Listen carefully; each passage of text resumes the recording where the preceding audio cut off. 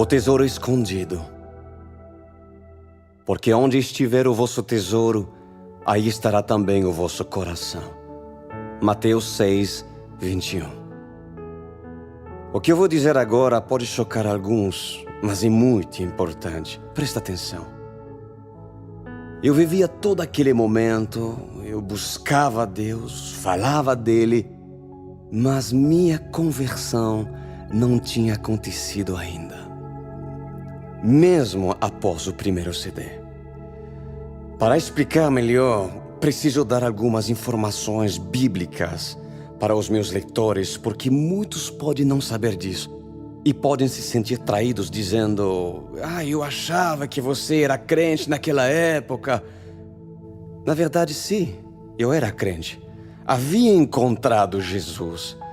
Queria a presença dele em minha vida, mas existiam certas coisas que o Cris Duran precisava renunciar. A Bíblia diz em João capítulo 8, versículo 34, que todo aquele que comete pecado é escravo do pecado. E havia áreas da minha vida nas quais eu era escravo do pecado. Eu não vou ser hipócrita e dizer: me converti e pronto. Não vou dizer isso. Mas eu descobri uma parábola de Jesus que tem tudo absolutamente a ver com o meu testemunho. E quero compartilhá-la com você. Jesus diz em Mateus 13, 44 que o reino de Deus é semelhante a um homem que entra em um campo e descobre um tesouro. E ao descobrir esse tesouro, ele se regozija, o esconde, volta para sua casa, vende tudo que tem para poder comprar o campo onde esse tesouro está escondido. Acompanhe comigo. Esse homem entrou num campo. O que representa o campo? O campo é o lugar onde se esconde o tesouro. E quem é o tesouro? É Jesus. Jesus é o tesouro. E ele se esconde em quais tipos de campo? Em todo lugar onde se prega a palavra. O campo representa o lugar onde o reino de Deus se manifesta. Você sabe, Deus não se esconde num terreno de macumba, pois o tesouro só pode ser encontrado em lugares onde os princípios da palavra estão. O campo é o lugar onde o reino de Deus se manifesta. Então, um homem achou o tesouro nesse campo e, curiosamente, o esconde e volta para sua casa para vender tudo que tem e comprar o campo onde escondeu o tesouro. Então surgem as perguntas: por que esse homem comprou o campo? Por que ele pagou o preço do campo? O que significa isso? Eu entendo que aquele homem achou Jesus. Ele achou a palavra. Porém, Jesus não era dele ainda. Para que esse homem seja possuidor desse tesouro, para que esse homem seja possuidor de Jesus, ter Jesus dentro dele, esse homem precisava vender tudo quanto tinha. Eu vou dar um exemplo para você compreender. Imagina que você entra num terreno que não é seu e ali acha uma pedra preciosa, uma esmeralda, que vale 80 milhões de dólares. Evidentemente, legalmente, você não tem direito de ser o dono da pedra, pois o terreno não é seu. Se você quer essa pedra, tem que comprar o terreno, certo? Então Jesus nos ensina que o reino dos céus, ele é semelhante a um homem que, achando uma pedra, que é Jesus, que é a salvação eterna, que é o nosso tesouro, precisa pagar o preço. Para termos Jesus legalmente, é preciso pagar o preço. E qual é o preço para ter Jesus? É o preço do campo. É ser herdeiro e co-herdeiro desse campo no reino dos céus. É ter seu nome escrito no livro da vida, pois o preço é tudo quanto você tem. Esse homem entendeu que para ter Jesus legalmente, ele precisava pagar o preço.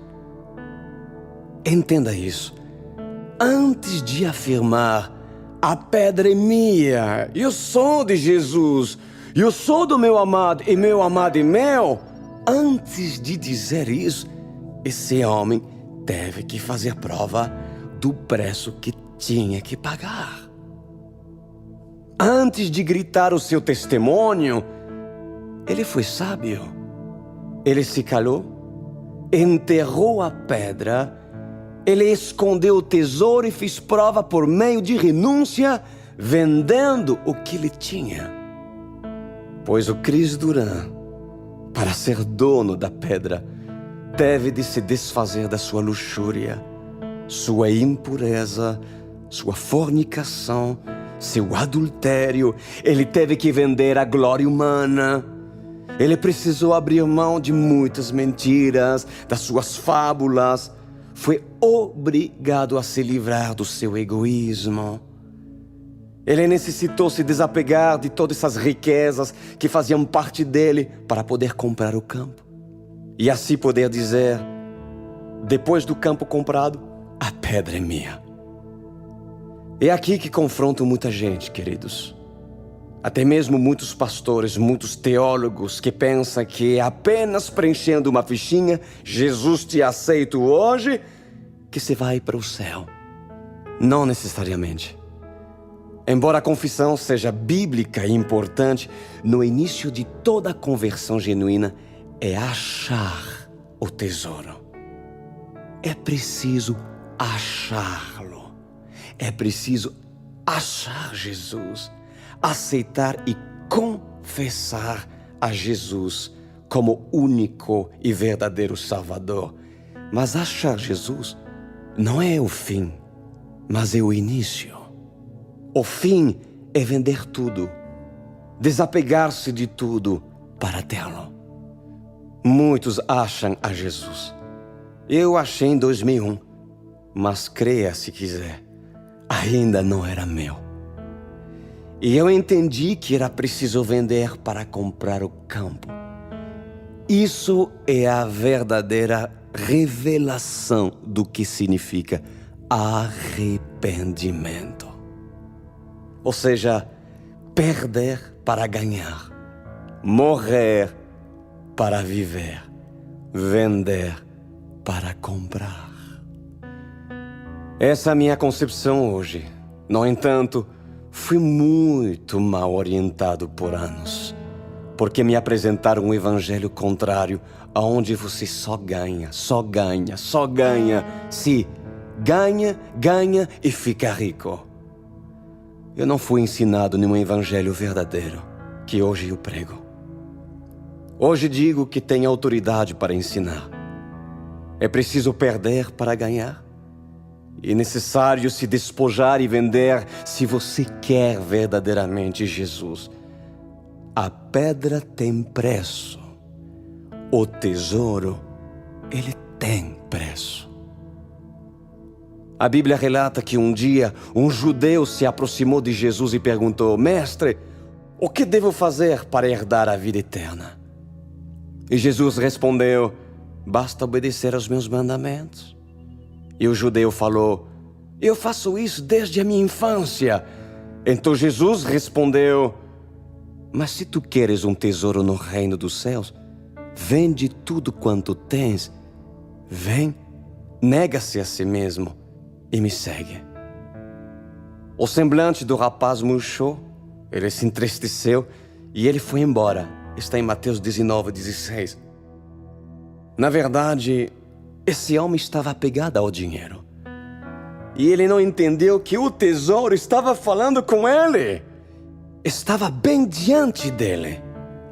Na verdade, era vender para comprar. E infelizmente, ele não estava disposto. Ele não queria abrir mão disso. Moisés, para se encontrar no Sinai, para receber muitas revelações e riquezas eternas, precisou vender tudo. Precisou vender um título, precisou vender uma posição social. E foi necessário se desfazer de todos os manjares e prazeres do Egito, todo conhecimento, cultura, costumes, para descobrir a sua identidade hebreia. Ele abriu mão de sua herança. Precisou vender tudo isso para comprar sua experiência sem preço no Sinai. Só assim pôde receber da parte de Deus uma grande responsabilidade. Você consegue entender o que digo? E digo mais, eu acredito que a sua intimidade com Deus é o reflexo do quanto você é capaz de renunciar aqui na terra. Porque o amor de uma pessoa a Deus tem a ver com a sua capacidade de renunciar, de abdicar, de sacrificar-se. O próprio Senhor nos ensinou isso. Deus, o Pai, nos amou de tal maneira que renunciou, sacrificou seu próprio Filho unigênito, para que aquele que crê não pereça, mas tenha vida eterna. João 3,16. Então tenta me seguir aí. O amor, ele é medido pelo quantos estamos dispostos a abrir mão do que poderíamos ter. Mas, por amor a Ele, abdicamos. Muito se fala sobre os benefícios do reino. E as pessoas, claro, só querem os benefícios. Eles são bíblicos, são reais, mas eles só existem para quem tem a pedra. Porque Jesus é a pedra escondida no campo. O campo representa o reino de Deus, onde se manifesta seu amor e sua justiça. Para ter o reino, reafirmo, é preciso pagar o preço. Será que o céu tem um preço? Pois é evidente que sim. Muitos dizem que o preço que Jesus pagou na cruz basta, mas isso não é verdade. Não é porque Jesus morreu na cruz, derramou seu sangue, que toda a humanidade vai se salvar. É necessário que um homem faça uma aliança com Jesus, com um cordeiro. E uma aliança de sangue é uma aliança, na verdade, bilateral. Eu devo fazer minha prova de morrer por Cristo, de doar minha vida como Jesus doou sua vida por mim. Jesus derramou seu sangue e isso representa a vida que Jesus entregou. E o sangue é a vida. Isso é simbólico, mas não existe pacto sem sangue. E a aliança eterna é estabelecida pelo sangue do homem. É preciso doar a sua vida. É quando dizemos, vivemos e sentimos: eu não sou mais dono de mim mesmo, eu vivo para o Senhor. Quando eu entendi que o Evangelho é sacrificial, que não sou mais eu quem vivo, mas Cristo que vive em mim, pois eu entendi que precisava morrer para viver. Percebi que se não perdesse para ganhar, não seria dono do tesouro. Mas o mais fabuloso é que Deus, em sua grande sabedoria, não estabeleceu um preço do campo. Ele não diz que custava 1 milhão, 2 milhões, não. O preço que ele estabeleceu, todo mundo pode pagar. E é a nossa própria vida. Acredito que assim cada um tenha seu testemunho, pois cada um precisa renunciar, perder, vender para ganhar.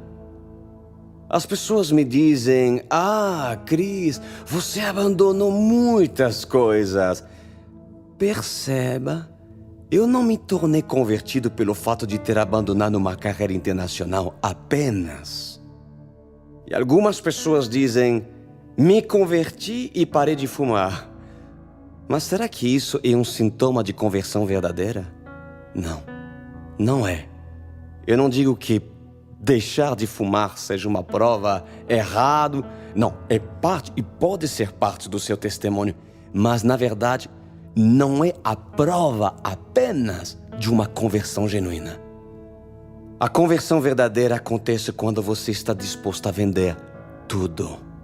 Tudo e tudo. Quando uma pessoa começa a vender o que é parte de si e que Deus não quer que lhe pertença, como pecados ocultos, pensamentos impuros, desobediência, ela pode obter o tesouro. Agora, se você não vender o que precisa, tudo continuará exatamente do mesmo jeito. E Jesus diz que no dia do julgamento final, muitos falarão: Senhor, Senhor, expulsamos demônios em Teu nome, curamos doentes em Teu nome, pregamos nas ruas em Teu nome. E Jesus dirá para esses: afastai-vos de mim, porque eu nunca vos conheci. Com quem se parece essa igreja? Ela expulsa demônios? Cura doentes, prega nas ruas, se parece claramente com a igreja evangélica. E isso quer dizer que muitos desses que realizam tais coisas, na realidade, nunca foram conhecidos de Deus. Por que seriam rejeitados por Deus? Eu vou lhe dizer. Porque a razão é que um dia eles encontraram o tesouro, encontraram Jesus, não há dúvida nisso. Mas Jesus nunca foi deles. Achar não é ter. E por achar a Jesus e não ser orientados a deixar, a abandonar, a renunciar, dar ouvidos às pregações de João Batista, arrependei-vos! Pois essas pessoas nunca tiveram Jesus. Isso é muito triste. E infelizmente, o que se ouve hoje nos altares é: dizima, serás próspero, tu vais ser abençoado. Depende. Depende de quê? Da nossa parte. Deus faça a sua parte, mas nós devemos fazer a nós. O povo hebreu entrou na terra prometida quando a geração de Josué foi aprovado no deserto. A igreja contemporânea diz que, por ser dizimista, essa aí é fiel. Então uma pessoa é colocada como fiel por ser dizimista? Por trazer dinheiro? Sendo que em sua vida oculta é um adúltero? Ah, mas dizima na igreja e por isso é fiel? É necessário dizimar. Inclusive, os fariseus também realizavam tais feitos. A verdade é que nos altares se ouve um evangelho barato, onde se prega o tesouro, mas não se fala do preço. Não se ensina o preço que se deve pagar. Isso é injusto, é cruel. Cris Duran, por vários anos, não foi ensinado dessa verdade. Até que tive um encontro espetacular, maravilhoso com o Espírito Santo. E aí, ele me ensinou a viver uma vida cristã em sua essência. Mas isso que estou falando talvez não seja muito atraente, comercialmente interessante para a multidão. Mas Deus não me chamou para entreter fãs gospel.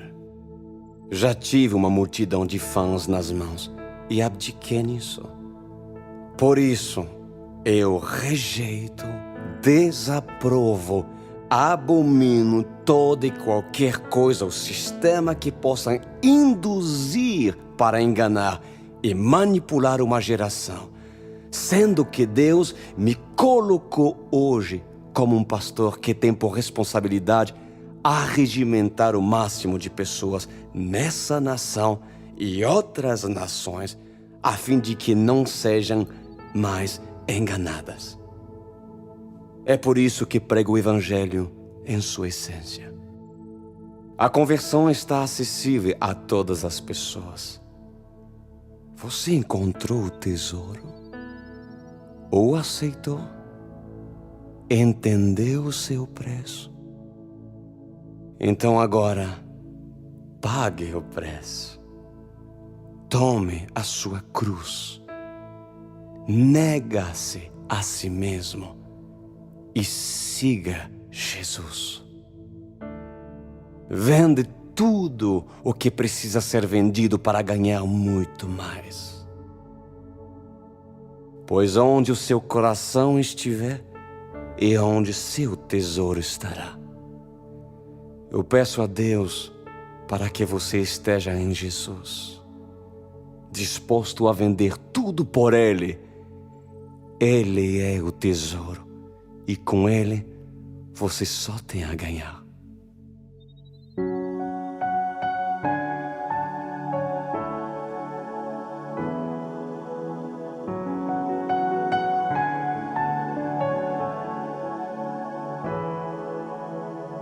Não sou merecedor,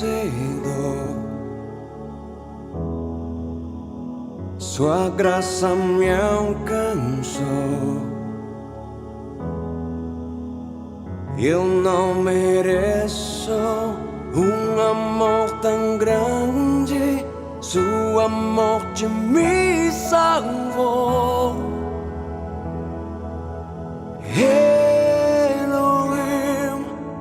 És majestade, me rendo a ti.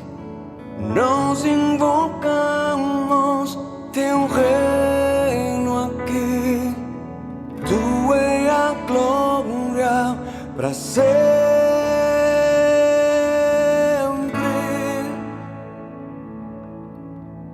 Não sou merecedor, sua graça me alcançou. Eu não mereço um amor tão grande, sua morte me salvou. Elohim, és majestade, me rendo a ti. Nós invocamos teu reino aqui. Tu é a glória para sempre.